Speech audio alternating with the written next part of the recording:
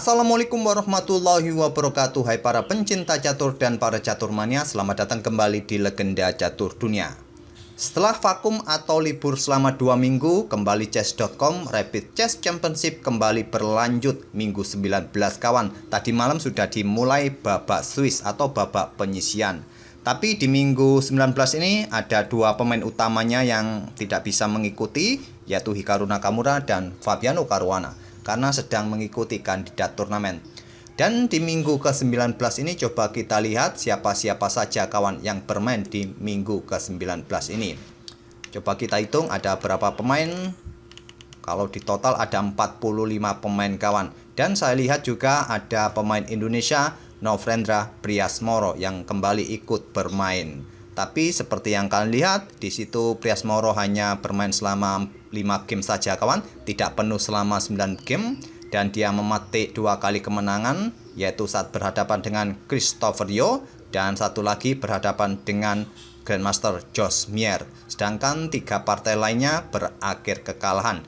2 kali kalah memegang putih kawan, berhadapan dengan Sam Sevian, Grandmaster yang cukup kuat asal Amerika Serikat. Juga Priasmoro ini kalah oleh Vincent Kemmer saat pegang hitam. Satu lagi saat menghadapi Dario Schwartz asal Amerika Serikat juga. Kenapa Priasmoro ini selalu tidak lengkap 9 babak kawan? Di turnamen ini saya juga kurang tahu.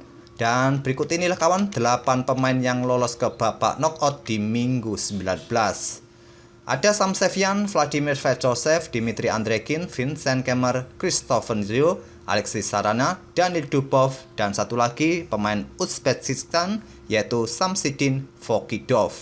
8 pemain inilah yang lolos ke babak knockout yang nanti akan dimainkan nanti malam kawan. Dan tentu saja besok mungkin akan ada beberapa game yang akan kita ulas sambil mengulas satu game di kandidat turnamen kawan.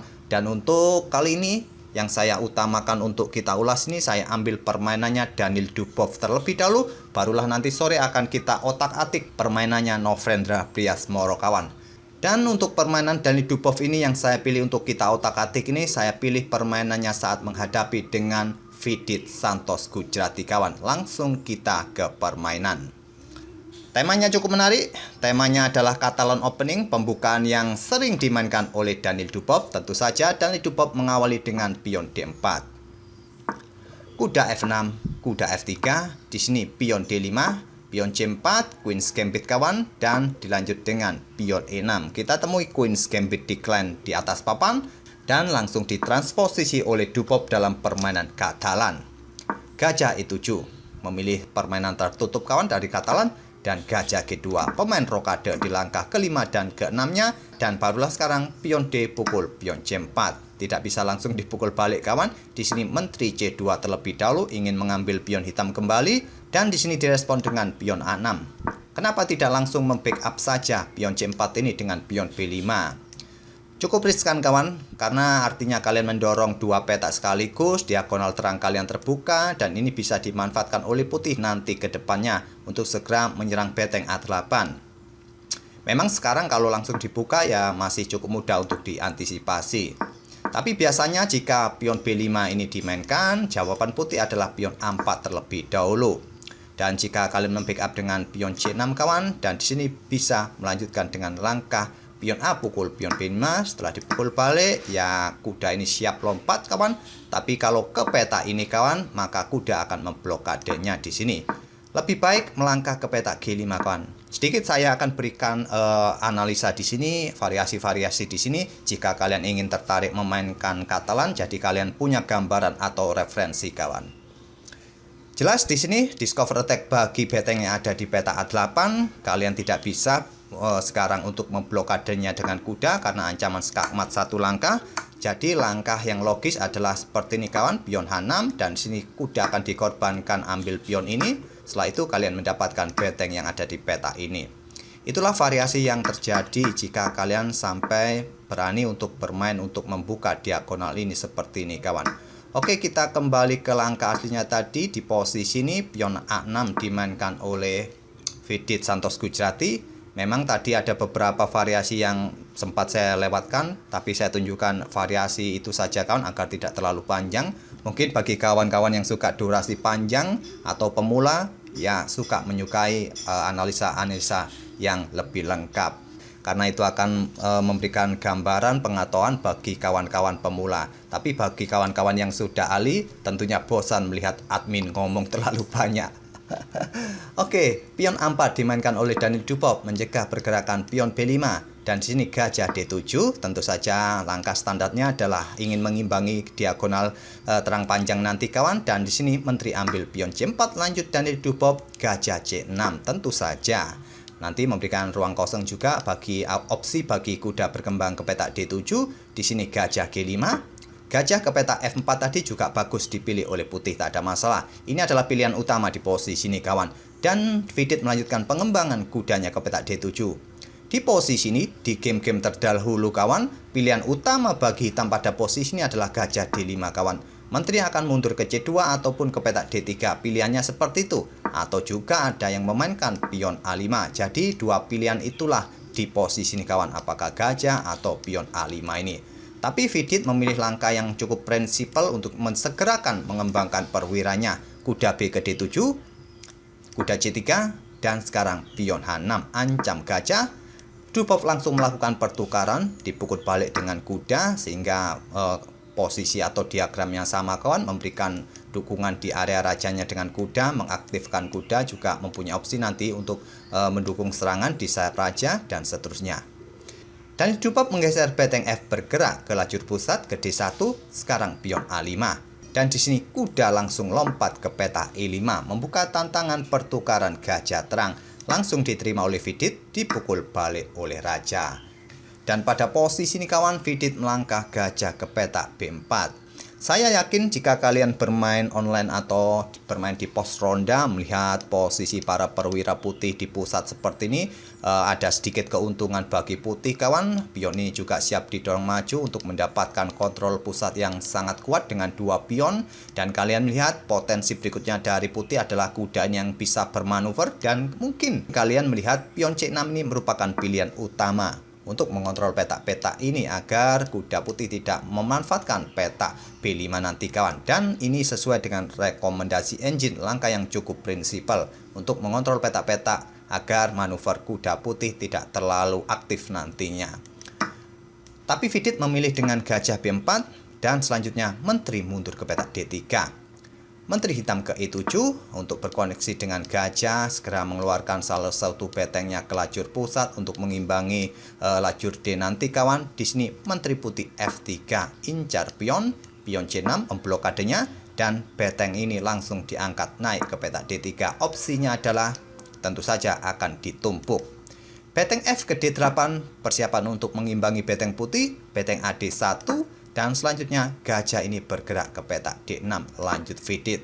Incarannya tentu adalah kuda, ingin melakukan pertukaran perwira mungkin. Karena posisi kuda putih ini cukup aktif kawan, lihat belalainya ini sangat kuat untuk mengontrol petak-petak ini kawan. Ancamannya tentu sangat menakutkan.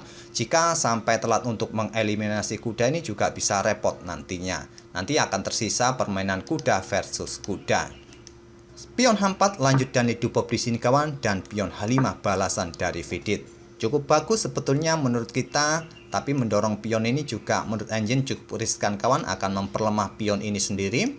Memang dukungan berikutnya ya bisa saja gajah sikat kuda, setelah dipukul balik kuda bisa menempati pos ini dengan dukungan pionnya, bisa jadi, ataupun juga tadi untuk menghentikan laju pion ini kawan. Di sini Dubov melangkah dengan kuda bergerak ke petak C4, menghindari tekanan gajah, berbalik ancam gajah, sehingga struktur pionnya tetap saja kawan. Gajah ditarik mundur ke petak C7, gajah bergerak ke petak B4 juga pilihan bagus, ke petak C7 pilihan Vidit, dan sekarang kawan pion E4 dimainkan untuk mendapatkan kontrol yang cukup solid. Apakah pion ini didorong lagi untuk ancam kuda untuk mendapatkan space di area ini kawan, dan di sini kawan kuda langsung lompat ke petak G4. Ditantang dengan kuda E3, lanjut Dubov, dan sini Vidit melakukan sedikit kesalahan kawan, kurang sabar. Di sini langsung diterima oleh Vidit. Menurut engine, pion F5 ini juga patut dipertimbangkan oleh hitam kawan. Jika terjadi pertukaran pion di sini kawan, atau jika terjadi pertukaran kuda, ya cukup bagus posisi hitam dengan pionnya nanti kawan. lajur F terbuka, bisa dimanfaatkan, bisa digeser lagi betengnya. Kalaupun di sini terjadi pertukaran terlebih dahulu, maksud saya di sini pion E pukul pion F5 terlebih dahulu, maka ya masih bisa dipukul balik dengan pionnya. Walaupun terlihat seperti pengorbanan kawan, di sini hitam akan bisa melanjutkan dengan menteri bergeser ke petak D7. Kudanya masih cukup aman kawan untuk sementara. Tapi sedikit demi sedikit posisi hitam akan semakin terimprovisasi. Betengnya siap digeser lagi ke lajur F, memberikan tekanan di sini. Kalau kuda ini kembali menantang pertukaran kuda, ya beteng ini akan digeser kawan. Terlebih dahulu ancam menteri dan pion yang ada di belakangnya. Cukup repot nantinya. Oke, kita tidak perlu perpanjang variasi ini, bisa kalian otak-atik sendiri, bisa kalian pause, terus kalian ya pikirkan langkah terbaik yang mana tadi yang harus dilanjutkan. Di sini Vidit langsung menerima pertukaran kuda ini kawan dan dipukul balik menggunakan pion F. Langkah terbaik. Gunanya adalah untuk membuka lajur F kawan tentu saja, dan dengan adanya pion seperti ini tentu kontrol pada petak pusat atau putih mempunyai pion yang sangat kuat di petak pusat, cukup masif. Memang terlihat bertumpuk kawan, tapi untuk sementara ini terlihat cukup bagus untuk mengimbangi posisi pion hitam di petak pusat atau pergerakan yang lain. Pion ini punya opsi nanti didorong maju, beteng segera untuk digeser juga ke lajur F kawan, dan seterusnya. Dan juga nanti ruang kosong bisa diisi kuda ke peta ini kawan, dan di sini dijawab dengan pion G6 untuk membackup pion dari ancaman menteri. Selanjutnya kawan, pion E5 tentu saja dimainkan untuk mendapatkan ruang, mengosongkan petak bagi manuver kuda, lompat ke peta ini nanti, atau menteri siap bergerak naik ke peta F4 kemudian menyusup ke petak gelap nanti, diikuti dengan beteng bergeser ke lajur F, memberikan dukungan bagi menteri juga di lajur F bisa juga. Sudah sangat kompleks sekarang kawan, pilihan bagi putih untuk melangkah, untuk memberikan tekanan banyak sekali nanti. Apakah ya tadi kuda terlebih dahulu atau menteri terlebih dahulu bergerak ke peta ini menyusup, atau beteng terlebih dahulu bisa dilakukan oleh putih. Beteng naik ke peta 6, lanjut Vidit. Kuda E4 terlebih dahulu ternyata oleh Daniel Dubov. Ancamannya di sini mungkin, tapi mungkin tidak perlu terburu-buru. Di sini beteng B6 incar pion, pion didorong maju ke B3. Selanjutnya beteng naik ke petak B4. Di sini menteri F4 lanjut dan Dubov ingin menyusup ke dalam. Raja naik ke petak G7 mengantisipasinya, barulah sekarang beteng F1. Di sini kawan pion B5 dilanjutkan oleh Vidit. Jika kita merujuk pada analisa Stockfish, pion C5 ini patut dipertimbangkan atau beteng ini digeser ke lajur F kawan. Pion B5 dipilih oleh Vidit menantang pertukaran pion, ditolak. Beteng C3 pilihan Dubov juga memberikan ancaman bagi pion hitam sendiri. Dan Vidit melanjutkan pertukaran pion dan langsung dipukul balik. Kalau memilih langsung ambil pion ini terlebih dahulu kawan, hitam akan mempunyai pion yang bebas, yang saling terkoneksi seperti sangat merepotkan nanti bagi putih. Oleh karena itu Dubov pukul balik terlebih dahulu dan dipukul balik oleh beteng. Melakukan skak terlebih dahulu merupakan opsi yang lebih bagus seharusnya kawan, tapi Vidit memilih dengan memukul balik pion putih. Vidit ingin mempunyai pion bebas dan Dubov sekarang ambil pion C6. Dan sekarang coba lihat kawan, parameter putih sudah naik tajam. 90% putih dalam posisi kemenangan. Dan tentu saja kalian bisa melihat kawan ancaman putih pada hitam selanjutnya. Gajah hitam ini dalam tawanan beteng putih kawan, dan jika hitam tidak berhati-hati, gajah ini juga bisa tewas. Di sini Vidit kawan melakukan skak terlebih dahulu untuk memberikan jalan juga bagi pionnya segera didorong. Mungkin raja bergerak ke peta H3, dan Vidit pada posisi ini tidak memperhatikan atau ya tidak menghiraukan ancaman putih. Di langkah berikutnya kawan, dia menggeser betengnya ke lajur B. Mungkin akan ditumpuk di baris kedua, memberikan ancaman skakmat di sini. Tentu saja masih bisa diantisipasi dengan benteng nanti kawan. Dan disinilah kawan kesempatan bagi putih untuk mendapatkan perwira. Seperti biasa, silakan pause video ini untuk beberapa detik. Temukan ide dari Daniel Dubov untuk mendapatkan satu perwira hitam kawan. Dan sambil menunggu langkah terbaik yang kalian pikirkan bagi putih di langkah berikutnya, kita ke undian seperti yang saya janjikan kemarin kawan, yang sudah kalian berikan 4 nomor terakhir dari nomor HP kalian untuk kita undi bagi 2 pemenang, masing-masing mendapatkan pulsa 50.000. Di sini ada sekitar banyak sekali kawan, 250-an nomor yang sudah saya catat. dan kita akan undi untuk kita ambil 2 pemenangnya.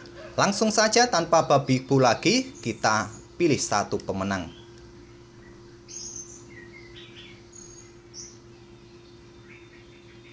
Satu pemenangnya adalah nomor 1372 dan 1 lagi kita ambil lagi kawan.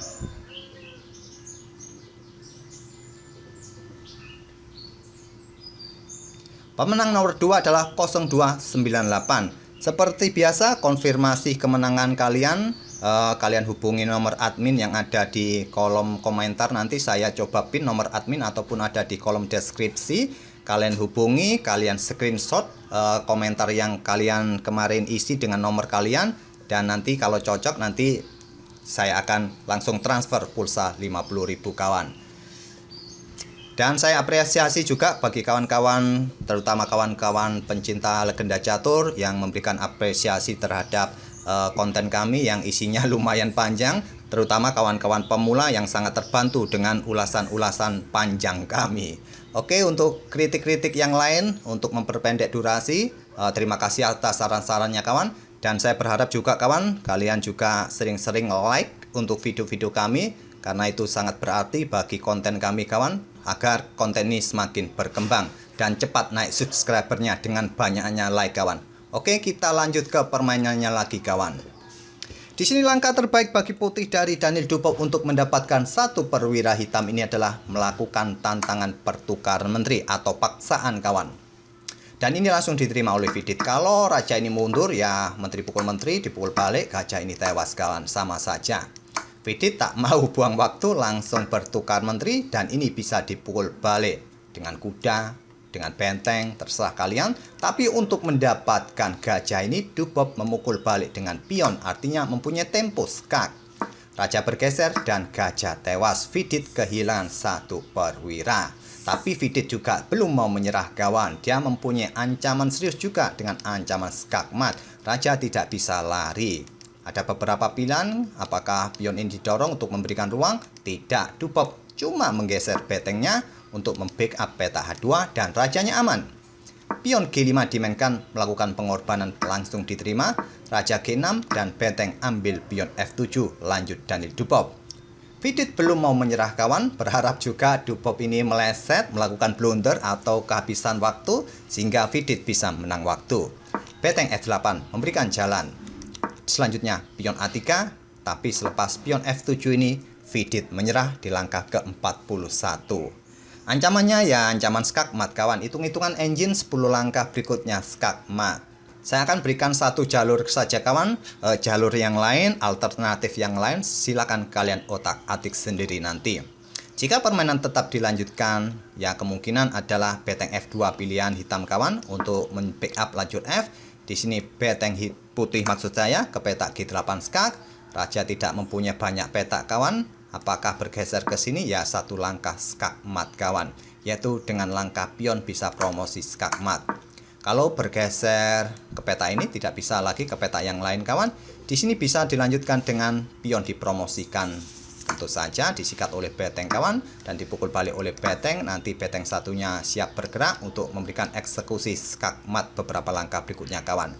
Mungkin di sini benteng B2 ingin memberikan jalan bagi pionnya promosi, tentu saja benteng satunya akan digeser untuk memberikan bantuan. Dan sulit kawan untuk mempertahankan diri, terserah kalian mau melangkah seperti apa. Di sini benteng putih G8 terlebih dahulu untuk membatasi ruang gerak raja. Sekarang raja sudah terkunci, tinggal eksekusinya nanti kawan. Di sini ditutup dan skakmat kawan. Itulah pada posisi seperti ini saat pion ini sudah didorong maju, membuat Vidit menyerah di langkah ke-41. Sebuah permainan atau kombinasi yang sangat cantik dari Daniel Dupop. Seperti biasanya kawan, kadang-kadang Daniel Dupop ini mempunyai ide yang brilian, tapi juga belum konsisten. Tapi fans dari Indonesia ini banyak sekali yang menyukai permainan Daniel Dupop. Tapi coba lihat kawan, ratingnya Daniel Dupop ini hampir turun di bawah 2700. Dia hanya mempunyai 2702 saja di rating klasiknya. Butuh banyak turnamen lagi untuk mengangkatnya, tapi seperti yang kalian lihat, kalian ikuti permainan Dupop dalam permainan klasik di beberapa event terakhirnya kawan, permainannya banyak sekali yang berakhir miss, tidak mengangkat ratingnya. Semoga permainan dari kedua pemain ini bisa menghibur kalian dan kita akan bertemu di video-video berikutnya. Terima kasih. Wassalamualaikum warahmatullahi wabarakatuh.